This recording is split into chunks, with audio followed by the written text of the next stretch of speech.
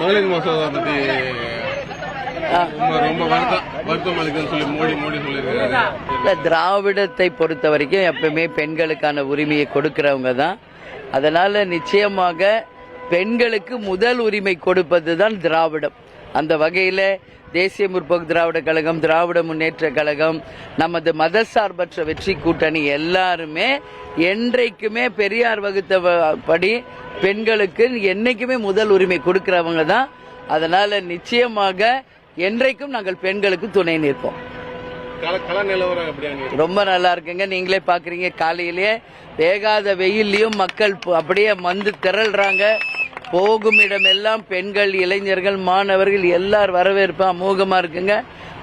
அதிகமாக வாக்கு வித்தியாசத்துல ஜெயிப்பீங்கன்னு எல்லா மக்களே சொல்றாங்க. நல்லா இருக்கு, ரொம்ப நல்லா இருக்கு. இப்ப அண்ணன் திருமாவளவன் எனக்காக பிரச்சாரத்துக்கு வர்றாருங்க. நான் அதுல முடிச்சிட்டு அந்த பாயிண்ட்டுக்கு தான் போறேங்க. கனிமொழி நேத்து வந்தாங்க, அண்ணன் ஸ்டாலின் வந்தாங்க. எல்லாம் மிகப்பெரிய அளவுல ஒற்றுமையோடு செயல்படுறோம்.